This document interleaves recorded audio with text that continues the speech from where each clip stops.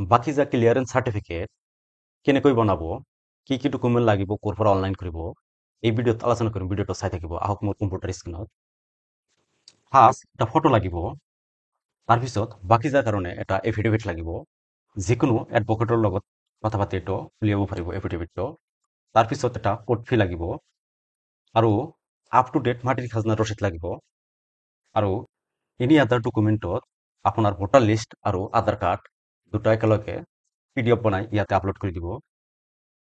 আপুনি মোবাইল বা কম্পিউটাৰ সহায়ত কেনেকৈ অনলাইন কৰিব? ফাৰ্ষ্ট গুগল অপেন কৰিব। গুগল অপেন কৰি সাৰ্চ কৰিব বাকিজা ক্লিয়াৰেন্স সাৰ্টিফিকেট বাবু প্ৰিন্টাৰ্স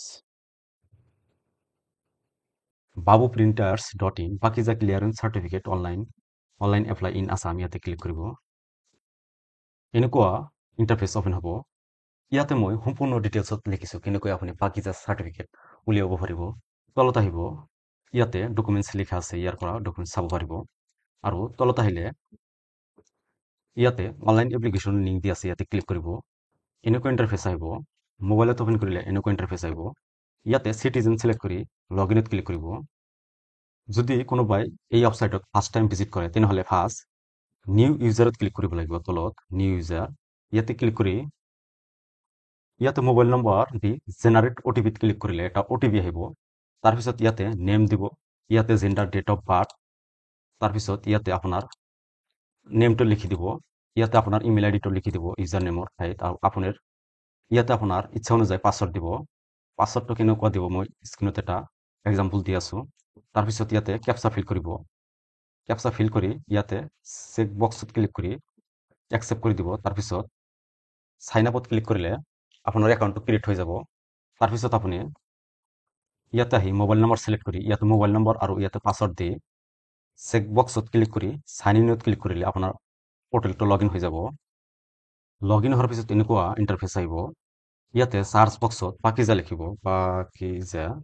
ইয়াতে এসুৰেন্স অফ বাকিজা ক্লিয়াৰেন্স সাৰ্টিফিকেট লিখা হ'ব, ইয়াতে ক্লিক কৰিব।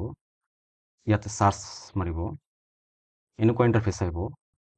মোবাইলত অপেন কৰিলে থ্ৰী ডটত ক্লিক কৰি আপুনি ইয়াতে ৰিকুৱেষ্ট ডেস্কটপ সেট কৰি ল'ব। তাৰপিছত আপুনি মোবাইলত ভালকৈ কাম কৰিব পাৰিব। ইয়াৰ পৰা এইটো ক্লজ কৰি দিব। ইয়াতে এপ্লাই লিখা আছে, ইয়াতে এপ্লাইত ক্লিক কৰিব। তাৰপিছত এনেকুৱা ইণ্টাৰফেচ আহিব। ইয়াতে সম্পূৰ্ণ ডিটেইলছ দিয়া আছে। তাৰপিছত ইয়াতে ৰিকুৱাৰমেণ্টত সম্পূৰ্ণ ডিটেইলছ দিয়া আছে, কি ডকুমেণ্টছ লাগিব। আকৌ এপ্লাইত ক্লিক কৰিব। এনেকুৱা ইণ্টাৰফেচ আহিব। মোবাইলত অপেন কৰিলে এনেকুৱা ইণ্টাৰফেচ আহিব। তলত আহিব, ইয়াতে আপোনাৰ লেংগুৱেজটো ইয়াৰ পৰা সিলেক্ট কৰি দিব, ইংৰাজী। ইয়াতে এপ্লিকেণ্ট নেম, জেণ্ডাৰ, পিতাৰ নাম, date of birth, mobile number, email ID, PAN card, relation, পিতাৰ লগত ৰিলেশ্যন। ইয়াতে পিতাৰ নাম, এড্ৰেছ ওৱান আৰু টুত একো লিখিব নালাগে, ইয়াৰ পৰা দিব। ষ্টেটটো সিলেক্ট কৰিব, ইয়াতে ডিষ্ট্ৰিক্ট সিলেক্ট কৰি দিব। ইয়াতে সাব ডিষ্ট্ৰিক্টটো ইয়াৰ পৰা সিলেক্ট কৰি দিব। ইয়াৰ পৰা আপোনাৰ সাৰ্কেলটো সিলেক্ট কৰি দিব। তাৰপিছত ইয়াতে আপোনাৰ মোজাটো সিলেক্ট কৰি দিব। ইয়াতে ভিলেজৰ নামটো ইয়াৰ পৰা সিলেক্ট কৰি দিব। ঘৰ number, police station, post office, pincode দি ছেভ এণ্ড নেক্সটত ক্লিক কৰিব। এড্ৰেছ অনত এনে লিখি দিব, ইয়াতে এনে লিখি দিব। তাৰপিছত আপুনি ছেভ এণ্ড নেক্সটত ক্লিক কৰিলে নেক্সট পেজ আহি যাব। ফাৰ্ষ্ট ফটো আপলোড কৰিব লাগিব।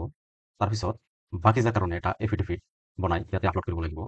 আৰু কোড ফি লাগিব, আপ টু ডেট মাটিৰ খাজনা ৰচিদ লাগিব। আৰু এনি আদাৰ ডকুমেণ্টত ভোটাৰ লিষ্ট আৰু আধাৰ কাৰ্ড বা ভোটাৰ আইডি কাৰ্ড PDF বনাই ইয়াতে আপলোড কৰি দিব।